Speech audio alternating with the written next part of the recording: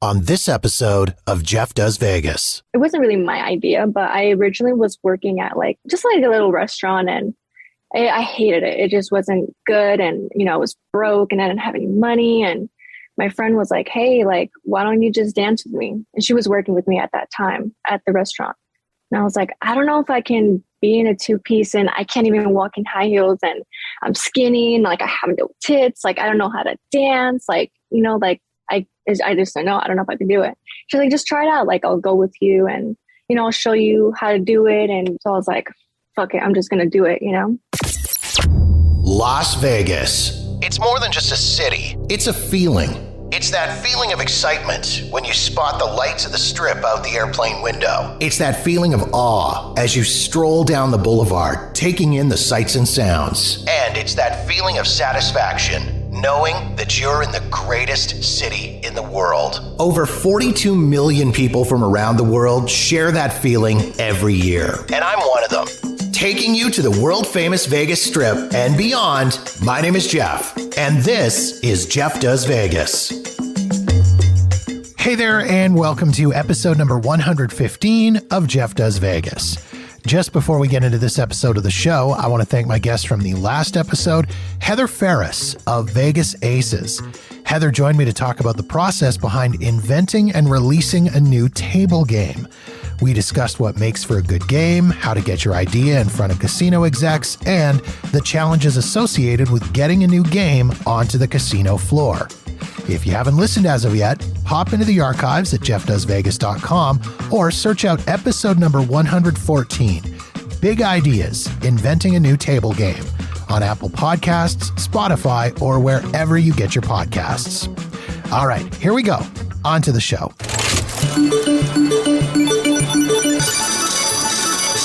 According to a recent report, strip clubs in the United States, or gentlemen's clubs as they're often called, are forecasted to pull in roughly $7.5 billion in revenue in 2022. In Las Vegas, the city of sin, there are over 20 different clubs for visitors to patronize. And often, visiting a strip club in Las Vegas is a person's first experience with this type of establishment. If you've never been to a strip club, chances are you've got questions. And my guest for this episode of the podcast is the perfect person to answer them. Her name is Keila, and she's currently a dancer at a gentleman's club in Las Vegas. I reached out to Keila after finding her on TikTok to see if she'd be interested in coming on the podcast, and she was all for it. We discussed what got her into the industry, what her daily work routine is like, how she unwinds after a night at work, and we busted some of the myths and misconceptions about people working in her industry. Keila was also kind enough to share a few thoughts on strip club etiquette for anyone planning on visiting a club in Las Vegas. We talked wardrobe, tipping behavior, and much more. Please enjoy my conversation with Keila. I have been dancing since I was 20. I want to say about 6-7 years, but I honestly want to say 4 years, because I would take a year off, and then I'll have a job, or and then I'll go back to dancing, and then I went to school. So I want to say 4 years, honestly. So what was it that made you want to become involved in the industry? Why did you make the decision to become a dancer? Well, it wasn't really my idea, but I originally was working at some boba restaurant, just a little restaurant, and I hated it. It just wasn't good. And, I was broke and I didn't have any money. And my friend was like, hey, why don't you just dance with me? And she was working with me at that time at the restaurant. And I was like, I don't know if I can be in a two-piece, and I can't even walk in high heels, and I'm skinny, and I have no tits. I don't know how to dance. I just don't know. I don't know if I can do it. She's like, just try it out. I'll go with you, and, I'll show you how to do it, and yada, yada, yada. So I was like, fuck it, I'm just going to do it, So I ended up auditioning, and I got it. And I worked the next night, which was my 20th birthday. So I got hired the day before my birthday, my 20th birthday. So yeah, I just went in and danced, and made money, and then just never looked back. Tell me a little bit about the audition process to become a dancer, because I've got friends that are involved in various facets of the entertainment industry, and I've heard about their audition process. Share your audition experience with me. So you do have to call and see like when auditionings are. So mostly they're like every single day. They ask you to come in from a certain time. They ask you to bring a two-piece and a high heels. So then you just, you go in, you talk to the hiring manager, the house mom is there, and then they make you go on stage for about like 3 songs. So the first song, you do have to take your top off. And at this time, when I was young, the younger you are, the club is going to be like fully nude, 18 and up. If you're 21 and up, it's just like, topless. So at the time I was working at a fully nude club, which I hated. I was really uncomfortable doing it, but I got used to it. So the auditioning, I just had to go on stage for 3 songs. The first song, take off your top. And then I think the second song, take off your bottoms. And then the third song, you kind of just dance around the pole. So I went in as early as possible that they told me to come in because I didn't want to catch any customers or anything like that. So, but yeah, that's pretty much the auditioning process. That seems absolutely terrifying. Yeah.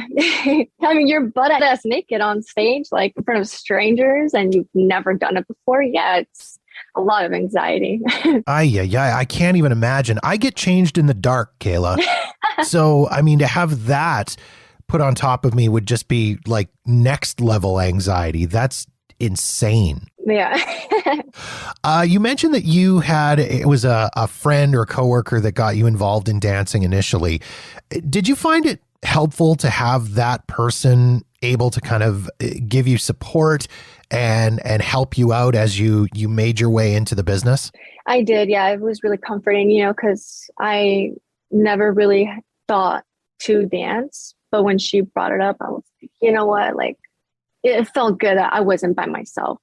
And it also felt good that there was other girls there that, knew that I was new and they were really sweet and helpful. I mean, of course, you're going to run into girls that are really rude and, talk shit to you and stuff. But yeah, no, I definitely had the support and I felt comfortable. So that dynamic in the dressing room among the girls has got to be interesting. And I use the air quotes when I say interesting. I mean, I've got lots of female friends and I kind of sort of hear the drama that's going on in their lives and amongst each other and such. So I can only imagine what it's like in that situation, in your situation, in that dressing room. Are there people that kind of help keep things in line and keep people moving forward and try to avoid the drama, or how does that all sort of shake out amongst the ladies?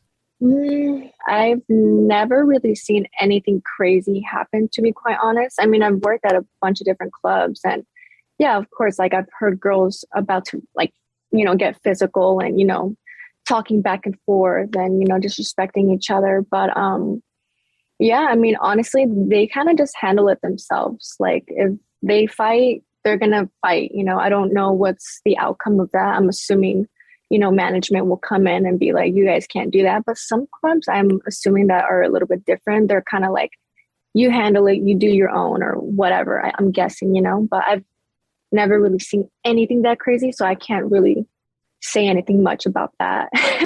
So, but I mean, of course, defend yourself, but I've never gone to that point. Thank God. I mean, I've had gone to arguments with girls, but not in a physical fight. And I've never really started, it's usually them because they're drunk or they're just stupid, but I'm just mind my business and I work and I go home. So in other words, it's like any other job. You go in, you do your thing, you leave, except butt ass naked. Exactly. Butt ass naked in heels. Exactly. You're pretty open about what it is you do. I mean, you're on social media, you are on TikTok making videos about being a dancer and about your job. Your family and your friends, though, are they aware of what you do? Are they supportive of what you do? What has that experience been like? So, of course, when I first started dancing, I kept it like a big secret, like I didn't want anybody to know. And I was just embarrassed and because I knew it was like bad. And, I'm Hispanic and my parents, my family, they're really religious. So a lot of Hispanic families or like cultured, families are very like, they're gonna judge you. They're gonna, yeah. I mean, at first my dad, like, yeah, he wasn't supportive. He like didn't talk to me for a couple months. And then I told my mom. My mom's always supportive. She's always, been really sweet and understanding of like what I do. And my friends I didn't really tell anybody. Maybe I told a couple friends in the beginning and they're like, oh, that's so cool. That's crazy. Like you must make a lot of money and that's so awesome. And, oh, I want to do it. And, they never ended up doing it, but because it is a scary kind of thing to do it, but now after all these years dancing, I was tired of living like this double life, and I'm just like, I have to, people are going to eventually find out. And I'm tired of living like this Hannah Montana lifestyle is what I used to call it.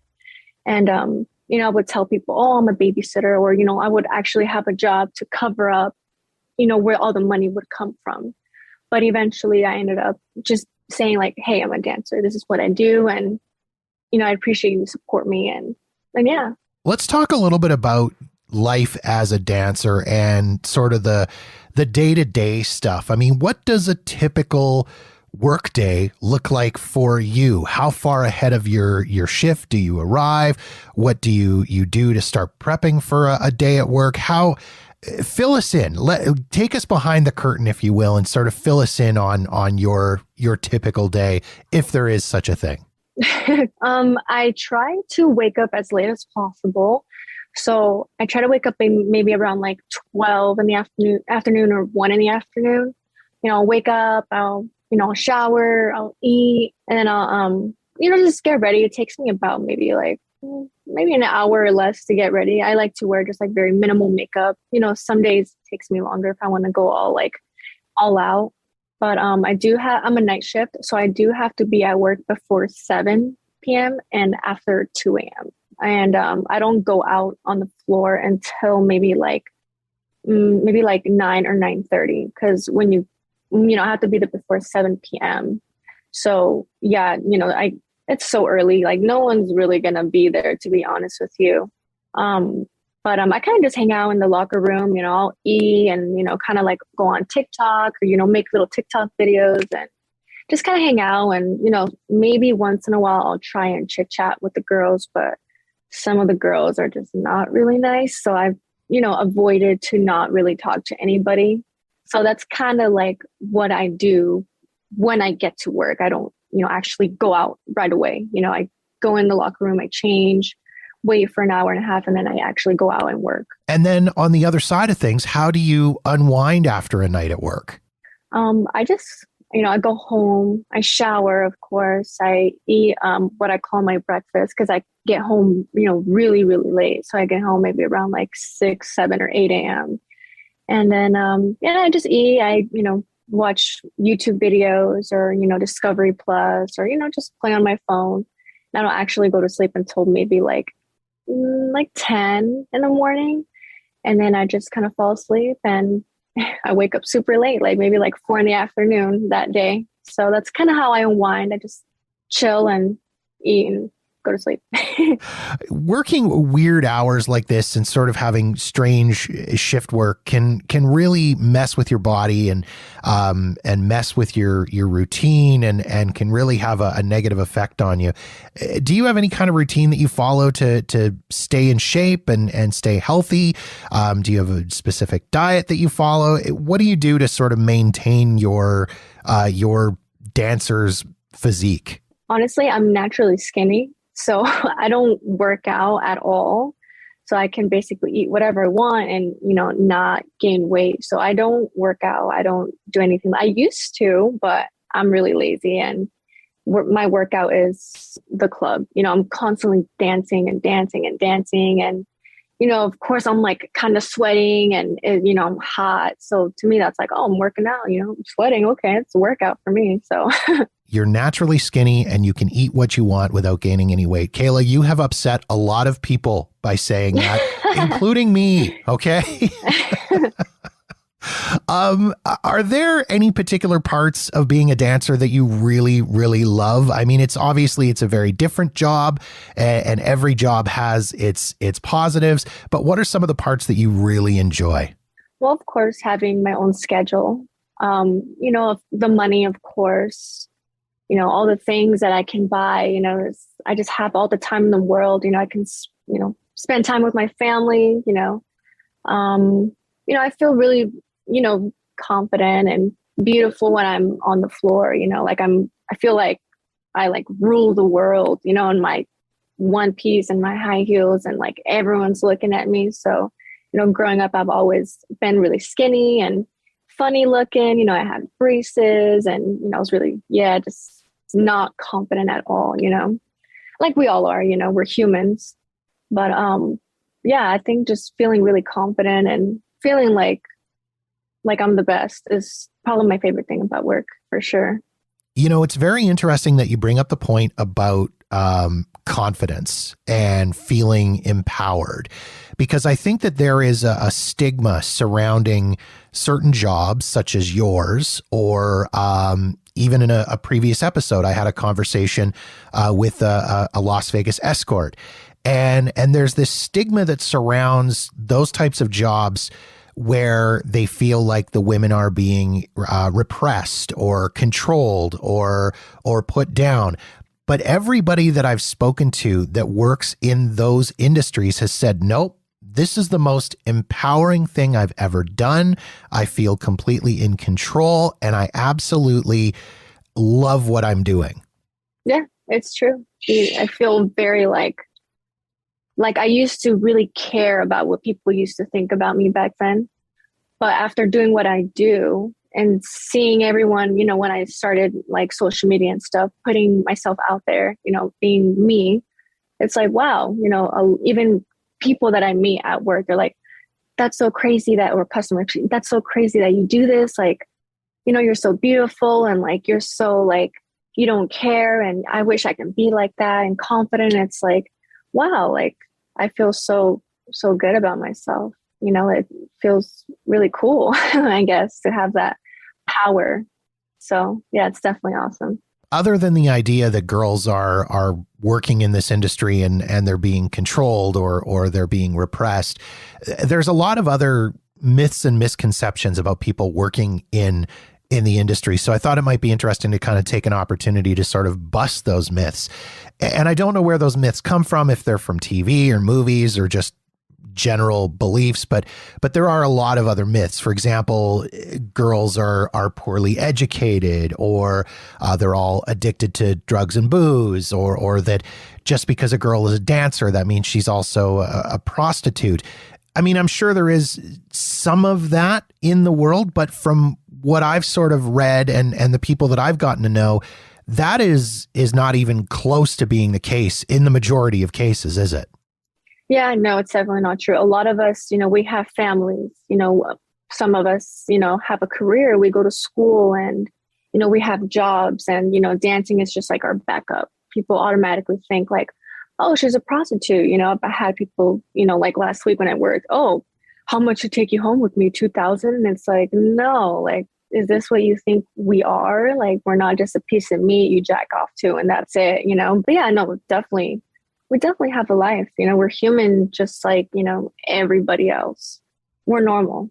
We're nothing different just because we dance at night and wear a two-piece and high heels and, make all this money doesn't make us any different. Like it's no different from your job to my job. We're all still getting the same thing, money. We just do something a little bit differently, which is dance. But it's nothing crazy, nothing different in my opinion. I'm so used to doing this for so many years. So to me, it's normal, so when I tell people this is what I do, they get so surprised. Until this day, I still get kind of surprised, like, oh, I guess my job is really not normal. And, a lot of people, they judge a lot till this day, on social media. So that's kind of like, it is what it is. I'm proud, I guess, of being a dancer. So. Yeah, I mean, I guess after a certain amount of time of doing a job that maybe isn't a quote unquote normal job, you kind of forget that you don't have a quote unquote normal job. I mean, I worked in radio for many, many years. And when people would find out, hey, you work on the radio. That's so cool. What's it like being on the radio? And I would kind of be like, well, I don't know. What's it like being an accountant? Like, it's a job, but you kind of forget that it's not as I say, a quote unquote regular job. Yeah, definitely. 100%. What are some of the things that people might find surprising about working in the industry? And I don't necessarily mean the on-stage part of things, but I mean like the behind the scenes stuff. I know when I was doing a little bit of research into this topic, which by the way is a really fun Google history to have to try to explain to your wife. Right. I learned you guys are essentially independent contractors. So you've got kind of all of the weird, boring business stuff that goes along with being an independent contractor. I think people just kind of think, you guys go to the club, you show up, you take off your clothes, guys make it rain, and you go home rich, and voila. But that's really not the case at all, is it? Yeah. So like exactly what you said, like people think like, oh, you just audition and you pay your house fee and that's pretty much it. Like, no, it's an investment when you dance, you have to get your business license, which is $200. You have to get your sheriff's card, which is $100. You have to get your TAM card, which is like $25. And then you have to pay your house fee, which every club is different. Like I pay 100, some other clubs are 150. And especially if you don't want to go on stage, I don't like to go on stage. So I do have to pay a fee for that as well. But yeah, it's an investment for sure if you do want to dance. But in the end, if you see the bigger picture, you make all that money back. But, you have to work and you have to learn how to talk to people. It's not like I'm going to wear this sexy outfit and this pretty makeup and these cute shoes and people are just going to give me money because I'm a dancer. Like, no, you're working for yourself.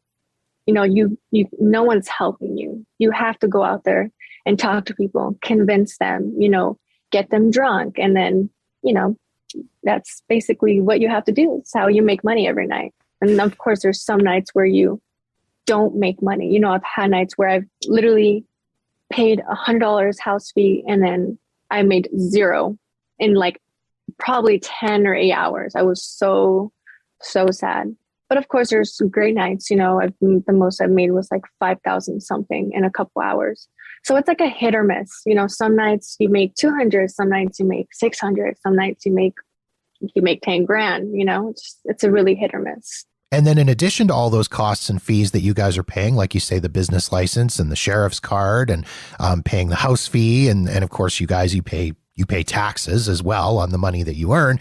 You have all the other expenses of being a performer in that I'm assuming you are paying for your outfits and things like hair and makeup and nails and all of that kind of stuff. And I mean, that stuff would add up too, right? Definitely adds up. Yeah. I mean, I just buy what the cool thing about dancing is, I don't know how it is in every other state, but at least in Nevada, if you bring in your sheriff's card to a love store or, what people may know it as like a sex store, we get 25% off everything. So yeah, it is really expensive buying clothes and shoes because it's not cheap, So, but you want to look good, you want to look good and that's how, you'll make money too. So it can get expensive for sure. But I'm lucky because, I'm a makeup artist, so I don't really have to buy any makeup because I'm what you call an influencer. So I have a lot of makeup. So I'm really grateful that I don't have to spend money on that. But, I have so many outfits, so I don't really go shopping as much. Maybe I'll go like once every maybe 6 months, because I have so many outfits. So I don't really spend that much money on clothes like I used to. Right. What have you learned from being a dancer? I mean, what have you learned about yourself? Has doing this job taught you anything, any important life lessons, any important skills? What have you kind of taken away from your time working in the industry? That's a great question. I mean, of course, I learned a lot about myself. I learned that I can be independent. I learned that I didn't need anybody. I don't need anyone to help me, like my parents or anything like that. And, of course, a lot of, my job is there's a lot of consequences to it because people are going to talk and whatever, but, I just learned that I can be independent and I can do what I want and I don't need anyone's support. You know, like I went to school and I didn't think that I would ever go back to school, you know, because I tried to get financial aid because I wanted to go back to school. But yeah, I guess I was making too much money and I didn't get approved for it, which was like COVID time. So I was like, you know what, like I need to do something with my life because I'm not doing anything. And I decided to just save up money and paid off my school before I even started, finished. I'm now an esthetician. So I learned that, you know, there's so much that I could do. And, you know, I didn't really believe in myself. I didn't know what I wanted to do, honestly. I mean, I did have a love for makeup and like, you know, aesthetics and stuff like that. So I learned that I can do more than just dancing. You know what I mean? So up next, Keila takes us inside the Gentlemen's Club and shares some pointers for first-timers to ensure you have a good visit. And we talk about proper club etiquette. That's coming up on Jeff Does Vegas.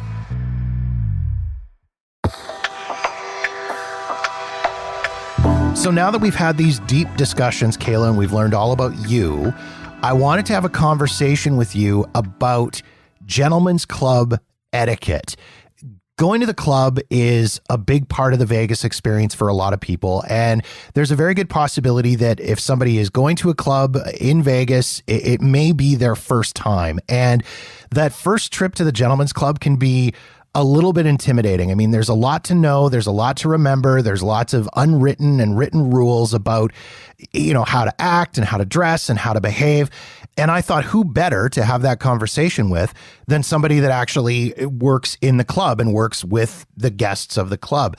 Let's start with dress code and how to dress if you're going to the club. I mean, I know the old saying is the clothes make the man. So is there anything particular that a guy should avoid wearing? Is there anything that a guy should wear? Is there a way for a guy to dress?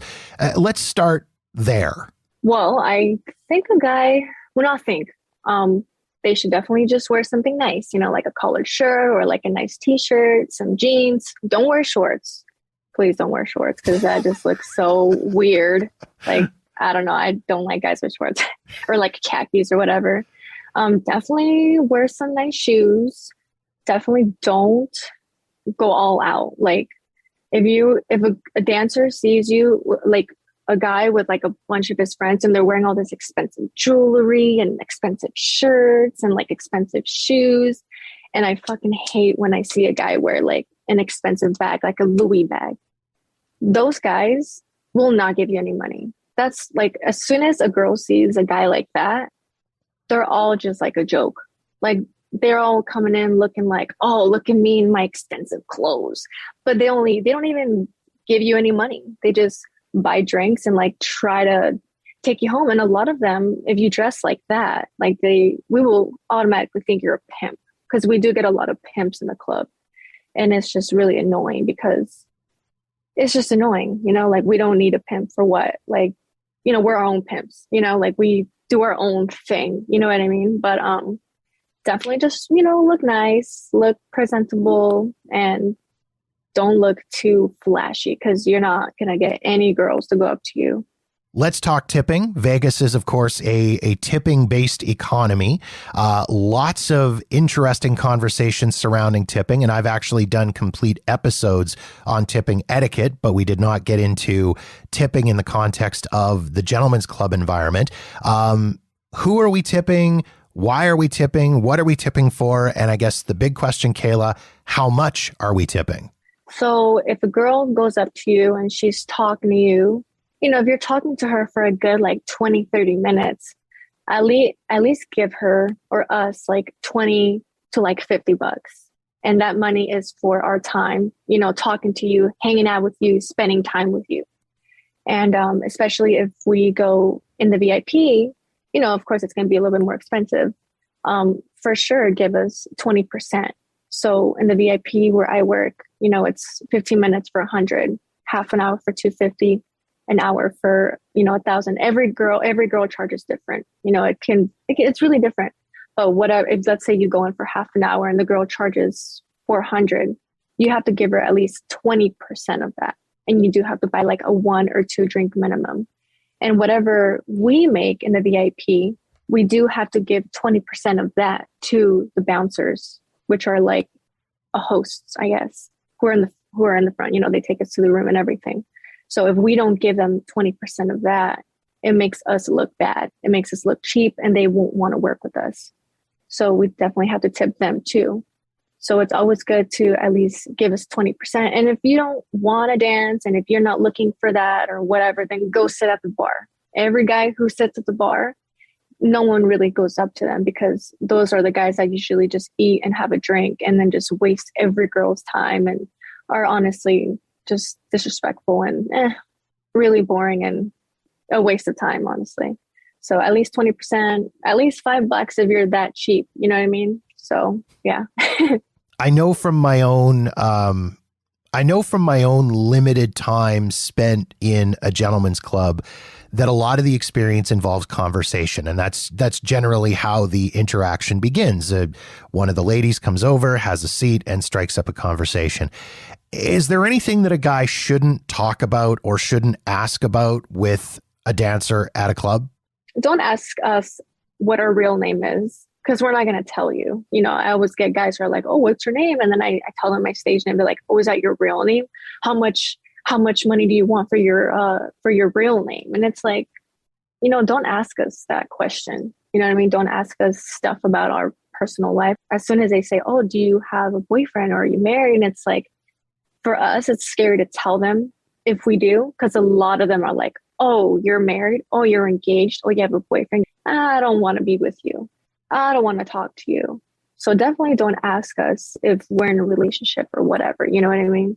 But, you know, just have a normal conversation with us like you would with any other person, and just have fun and just be respectful. You know, it's not hard to be sweet and respectful. And part of the experience of going to the gentleman's club is that you guys are helping to create a fantasy for people, right? Yeah. And so you've got the real world, and you've got the work world, or the fantasy world, if you will, and nary the two shall meet. Yeah, right. Definitely. I mean, of course, we're like a fantasy. You know, a lot of guys that go there, I don't want to be mean, but a lot of them don't really have game.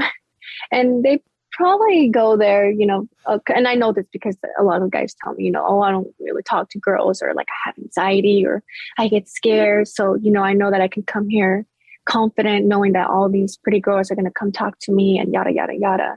So we definitely give them that sort of comfort of like, hey, like, it's okay. Like, you know, I don't care if you're ugly or whatever. Like, you know, I'll be your friend. I'll talk to you. Tell me about your life and like what you're going through. And, you know, I'll show you a good time and we'll have fun. You know, it is all about money, but it's almost like kind of being like a therapist too. Cause like, you know, we get a lot of, you know, kind of like everybody, you know, a lot of, you know, veterans and like a lot of people who've gone through divorces and people who, you know, have kind of gone downhill. So they go there to really find comfort and, you know, talk to us because they know, of course, we're going to talk to them, you know.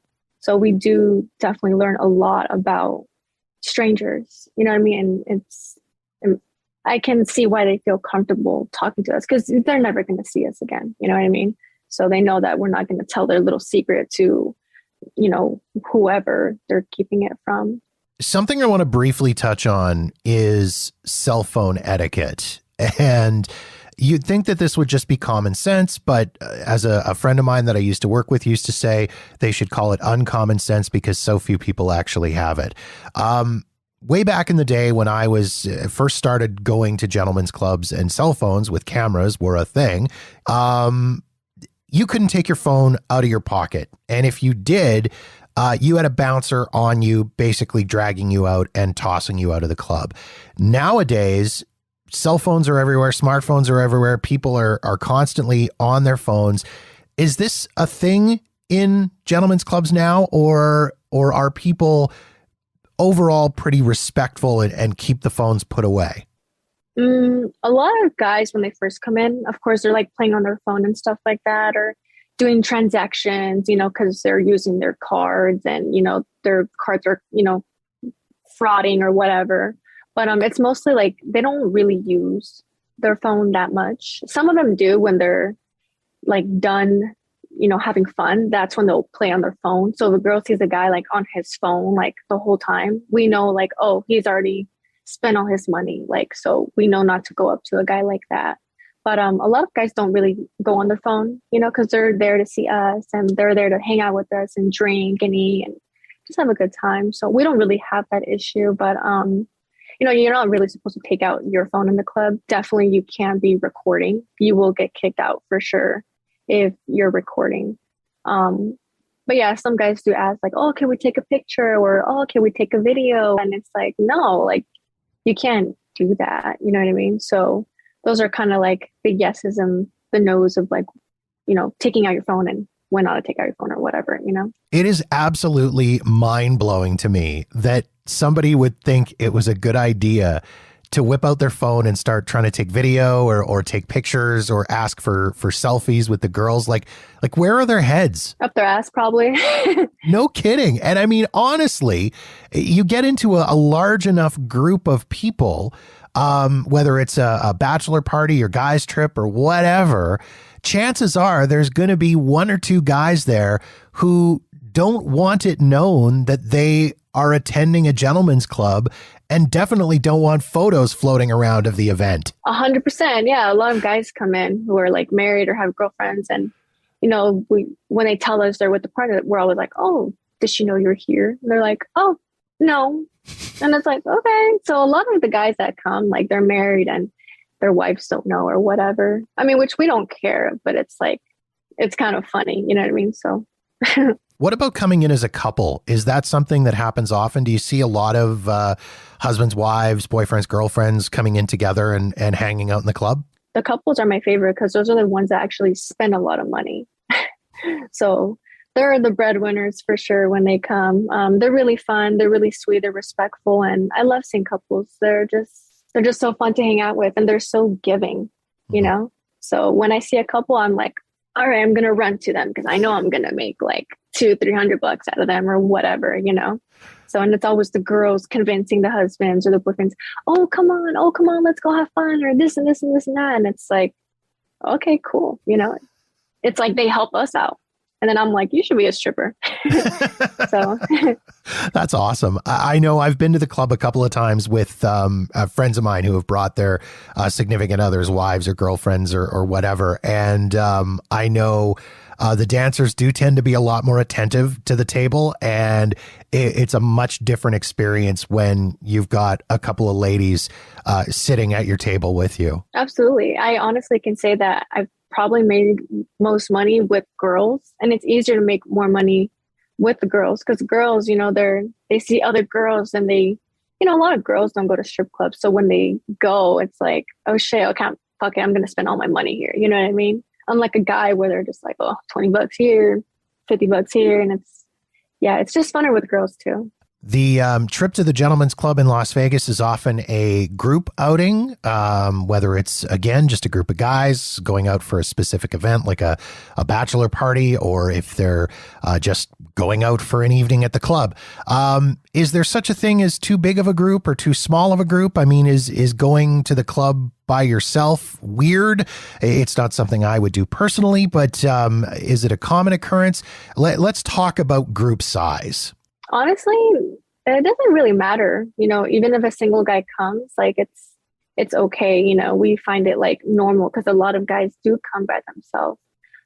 We have seen like big groups, maybe like 15 to 20 guys, and those people are the ones we kind of want to go to and leech to, because when you have that big group, you do have to pay for that table. And then, you get like free drinks and like funny money and stuff. So we know that they're going to have money, you know what I mean? But there's no such thing as like, this is too big of a group or this is too small of a group, Single guys, okay. 20 guys is perfectly fine too. So one of my recent episodes, I had a conversation about how to plan the ultimate guys trip to Las Vegas. And one of the things that came up was the group dynamic and people who maybe might be best left at home. And it was people that someone, for example, who maybe just recently split up with his girlfriend and is going to be a real Debbie Downer, or a person who just doesn't seem like the kind of person that isn't going to go out and have fun.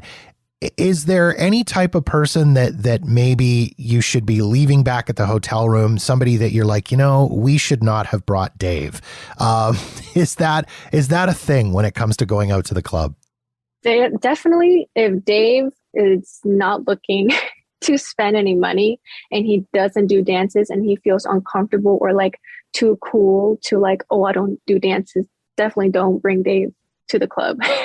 Leave Dave at the hotel, but yeah, just don't bring your friends who are not looking to have fun or do anything.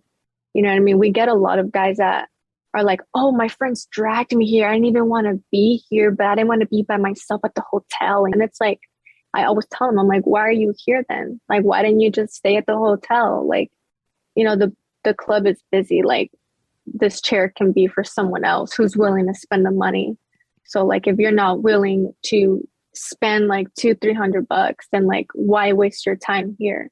So definitely don't bring a friend who's gonna, do all that stuff. So just leave his ass home, please. As we'd said a little bit earlier on, a lot of times if people go into Las Vegas, this might be their very first ever experience in going to a gentleman's club, and it can be a little bit intimidating. They maybe don't quite know what to expect. They've seen movies and TV shows, so they maybe have this idea in their head, and obviously that's maybe a little bit removed from reality.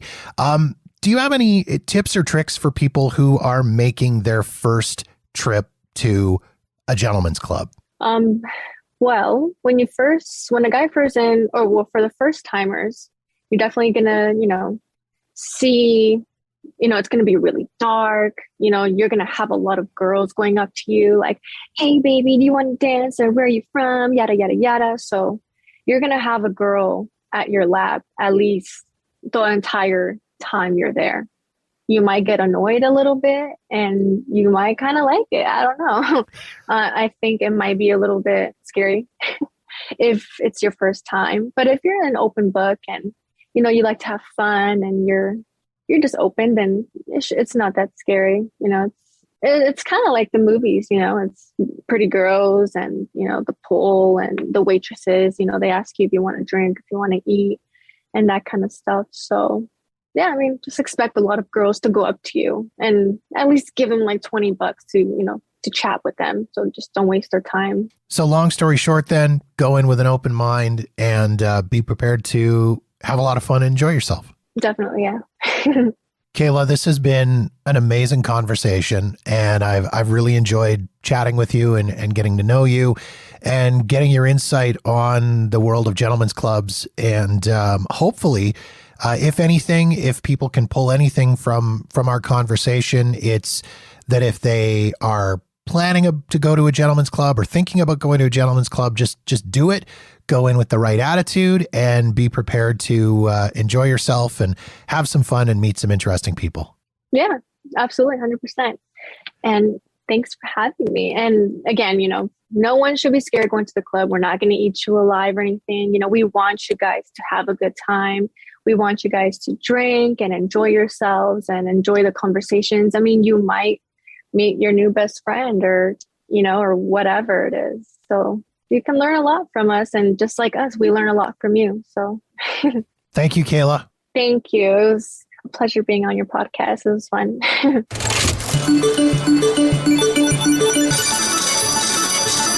If you want to learn more about Keila and the world of dancing and gentlemen's clubs, you can follow her on Twitter, Instagram, and TikTok at Keila Cat, spelled KeilaKatt, or just follow the links in the show notes at jeffdoesvegas.com.